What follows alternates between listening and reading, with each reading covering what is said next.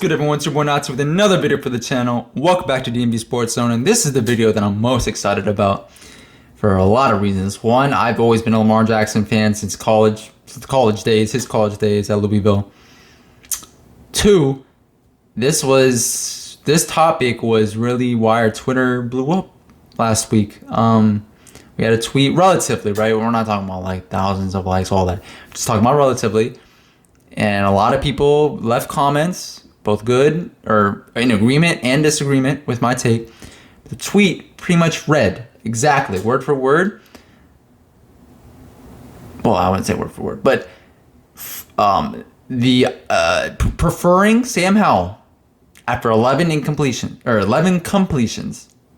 over Lamar Jackson is crazy talk, in my opinion. That was a tweet. And I agree with myself. It is crazy talk. Lamar Jackson. We're talking about Lamar freaking Jackson. People prefer Lamar Jackson, Heisman Trophy winner in 2016 as a sophomore and finalist in 2017. I believe he was voted in as third place. 2019 MVP. One-time All-Pro, two-time Pro Bowler. Multiple-time 1,000-yard rusher. Broke the single-season rushing record with, I believe, 1,206 yards in 2019. Broke Michael Vick's record. 125 total touchdowns in 61 games played. Averaging more than, I believe, 2 touchdowns per game. Oh, and for the... what about the wins crowd? He's gone 45-16 in his career. 45-16. Imagine having a quarterback with that record here in DC that also put up the stats that Lamar Jackson has put. So an anti-Kirk Cousins with the stats, or with the wins, and an anti-Alex Smith with the stats. His best receiver in his entire career was the super brutal and underwhelming Marquise Brown. Marquise Brown. I believe he had, one 1,000-yard season in 5 years? Something like that. It's always been hurt, even in Arizona. Just always missing games. Even in Lamar's insane 2019 season, you know who his receiving threats were? Yes, Mark Andrews. A lot of people are going to say, Nazi, you can't forget about him. He's an elite tight end, arguably, second, third best tight end in the league. I'll give you that. Great tight end. Same draft class as Lamar. But receivers are important, especially in today's NFL. Miles Boykin, Chris Moore, and Seth Roberts were the other receiving threats, 2, 3, and 4, I believe, on that depth chart in 2019, in his MVP magical year. And before y'all say, well, Lamar's receiving threats didn't matter because he's a running back. Well, Greg Roman's system is awful for receivers, first and foremost, and one of the reasons why I see his fit here as offensive coordinator in DC, especially atrocious, because we have our best players on offense are receivers, Terry, Curtis, and Jahan.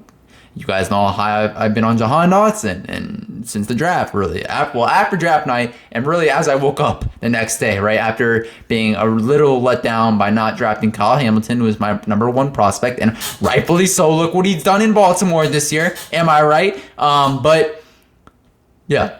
And the last time Lamar played in a pro-style offense all throughout college, he got a Heisman Trophy. Not just a Heisman Trophy, but he put up 7,200 passing yards and 57 total passing touchdowns in his last 2 years in college. On top of the bonkers 3,200 rushing yards and 39 rushing touchdowns during that span. So he showed that he can be a very good passing quarterback. Also, if you want to say, oh, Nazi, those are college stats at Louisville, they don't matter. Look at the NFL. In his 2019 season, he put up 36 passing touchdowns and 6 picks. That's an amazing ratio. That is amazing numbers for a quarterback, a passing quarterback. Amazing numbers.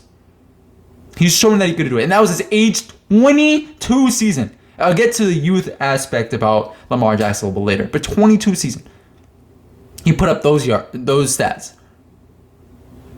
Also, counter to Lamar didn't work in Baltimore, so definitely not here. That take. Well, Lamar has never had nearly the amount of offensive weapons, as I mentioned, on this team than he would have here in Washington. Never. I'm confident in saying that. Even with their, their running backs, okay. Right? Offensive line, yes. I'm talking about, I'm expecting also this team to make moves. And even with the money that they would pay to Lamar Jackson, still have enough money. And I'll get to that a little bit later. Still have enough money to shore up their offensive line, draft some offensive linemen. They can still do that, right? And I also think Lamar could very much be unlocked here in Washington if they find the right offensive coordinator and not sign or hire a Greg Roman, right? Hire a guy that can unlock Lamar's pass potential that we really haven't seen since 2019, if we're going to be honest. Oh, and then there's a take. Well, Lamar had a great defense in Baltimore. That led to all the wins. Kind of like Alex Smith here in DC, right? It's the defense that carried the way. Are we going to forget that? Well, one, it wasn't. Lamar willed his team to win several times in the last 5 years. Two, we're going to forget that the Commanders have a top 5 defense. Like not like a defense that we're just hyping up as we had in previous years, especially 2021. A defense that we're hyping up thinking they're going to be amazing. And then really they don't show it on the field. We're talking about a bona fide top 5 defense that showed it on the field this year. I mean, look at the Cow Turds game, right? Look at that game. That's the perfect encapsulation of how great our defense was this year, right? After a terrible start, yet again. Top 5 defense in most categories. We're going to forget that Lamar is going to have that to also rely on here in DC. I know there's going to be another counter. I can sense it. Oh, what about, having to pay these guys on defense? I'll get to that. But the lack of playoff success in Baltimore, that's another take. Yes, he's had a 1-3 record, right? He won his first playoff game 2021 against the Titans, I believe. But the point I just made about the receiving options stands, and Greg Roman system really only catering to running, and we see that. I mean, it's great in terms of rushing, right? It's one of the top rushing offenses in the league every year that Greg Roman has run it, right, in Baltimore. But it hasn't really let Lamar be a passer, really unlock his passing potential, which is important in the playoffs when you really need, imagine, having to pass on 3rd and 6, like a crucial 3rd and 6, right? And when Lamar his passing potential hasn't been unlocked for, most of the season, really most of his career, his NFL career up until that point, then, you're going to see moments when he fails in those periods, right? So if we have a great offensive coordinator that actually can really utilize our receiving options, utilize our running backs out of the backfield, right, as receiving options, tight ends as receiving options, it can really unlock Lamar Jackson.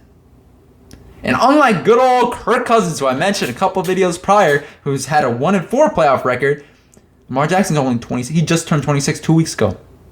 Kirk Cousins is going to turn 35 this year.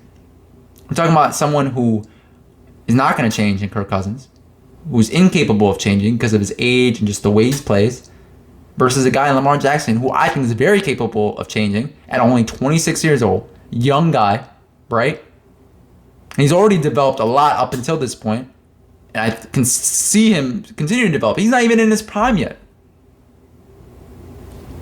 I can see a lot more playoff success coming for Lamar Jackson. And then another major thing, his injuries. Yes, he's missed 10 games the last 2 seasons. That's also while running a heavy run scheme, right? With Greg Roman, once again, continually relies on Lamar Jackson's legs to will his team to wins.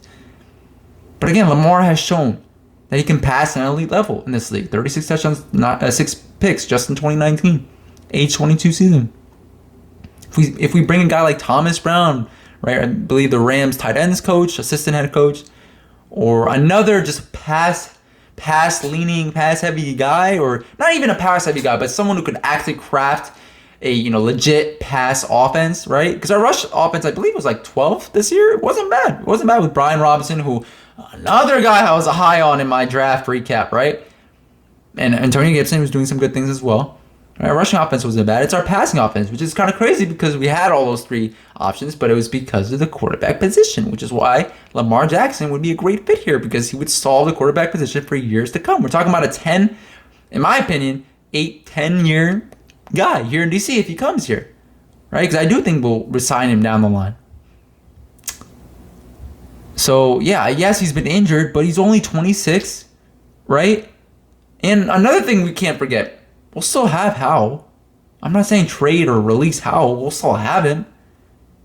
Worst case scenario, he can give you a spot start if Lamar Jackson goes down, right? We're not talking about a Tyler Huntley situation, I think. Well, we'll see, though. Sam Howell, again, I can't be a hypocrite and say, talk up Sam Howell when I just said in this past video, Sam Howell might not be, we got to slow our roll with him. So we'll see. But I think he could be a good player for us, Sam Howell. So We can rely on him a little bit. Another counterpoint that I know people are going to mention. The money. And this was one of the most common comments I saw against my point on Twitter. There was a lot of support. I mean, it got like almost, a good amount of likes, like mostly likes, right? The money. Yes, we'll probably have to pay Lamar Jackson 40, 45 plus $1 million per year. A lot of guaranteed money. Yes. Oh, the injury risk. I get that. The way he plays. Okay. One first thing. I'm completely fine with letting go guys like Chase Young and even Deron Payne if we have a Lamar Jackson here in DC. I'm sorry. Quarterback is way more important. How many times have we had legit bona fide players on this defense, even on this offense, that have not been a quarterback, and us having, 7, 8 wins? Quarterback in this NFL, bro, quarterback is the reason. Quarterback is the reason why you win games. Unless you have an offensive mastermind in Kyle Shanahan in San Francisco, who I think, San Francisco is the best, if not second best team in the NFL, in my opinion. Although, by the time you guys see this might be Monday. This might be after the weekend's matchup, so we'll see how that take stands. We'll see. Hopefully it stands because we don't want the Cowturds to win. But, yeah, unless you have an offensive mastermind like that, which we don't have in DC, bro, like you need a quarterback. You need a quarterback. You need a quarterback to really win for the most part, not entirely, but for the most part, you need a quarterback in today's NFL to get regular season wins, but especially get postseason success. All right? So I'm willing to let these guys go, especially Chase Young, who he's borderline bust territory. I'm sorry. Like, somebody has to say it. Somebody has to say it. People are afraid right now to say it. Like, this 2023 year is game changing for him. Even if he gets injured, unfortunately, that's a tick against him. Like, this year is probably the most important career in his entire football career, period. In terms of, really understanding, what his next steps are going to be after this year, right? And he has shown me nothing to re-sign Chase Young. I'm sorry. He hasn't. Even when he was playing, finally, this season, at the end of the season. Okay, he was good in rush defense, but second overall pick, generational talent.